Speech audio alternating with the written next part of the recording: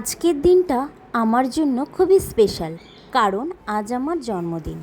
রাত্রি 12টা থেকে অনেক শুভেচ্ছা, ভালোবাসা আর আশীর্বাদ পেয়েছি।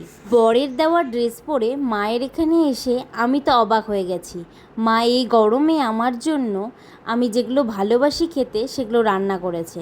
খেতে বসার আগে মা আমাকে একটা জামা দিল। মা কি হচ্ছে?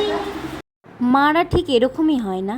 মনের কথা কি করে বুঝতে পারে যে আমার এগুলো খেতে ইচ্ছা করছে। মা কত কিছু এই গরমের মধ্যে রান্না করেছে দেখো।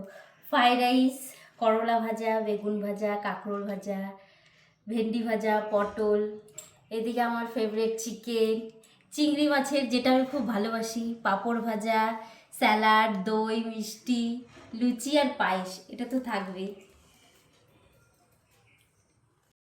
বাবা আমাকে পায়েস খাইয়ে আশীর্বাদ করলো। মেয়ের কাণ্ড দেখো, বাবা আমাকে খাওয়াচ্ছে আর ও আমার মুখের নিচে ধরে বসে আছে, যদি পড়ে যাই। জীবনে আরেকটি নতুন বছরে পা রাখলাম। আমি সবার কাছে ভালোবাসা ও আশীর্বাদ চাই, যাতে আগামী দিনগুলো আরও সুন্দরভাবে কাটাতে পারি। প্রতিদিন টুয়া যতই দুষ্টু করুক না কেন, স্পেশাল দিনগুলোতে ও খুব ভালোভাবে কাটায়, এনজয় করে। আমার মায়ের কথা বলতে গেলে প্রথমেই মনে হয় মা মানেই নিঃশব্দ ভালোবাসা। মাও আমাকে সব কিছু দিয়ে একটু মাখিয়ে খাইয়ে দিল এবং আশীর্বাদ করলো।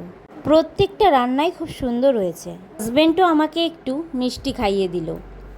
আজকের এই জন্মদিনের ছোট্ট সেলিব্রেশনটা তোমাদের সাথে শেয়ার করলাম। ভালো লাগলে অবশ্যই সাবস্ক্রাইব করে পাশে থেকো। লাইক, শেয়ার, কমেন্ট করতে ভুলো না। দেওরদের আসতে একটু লেট হয়ে গেছে, ওরাও আমাকে এসে পায়েস খাইয়ে দিল।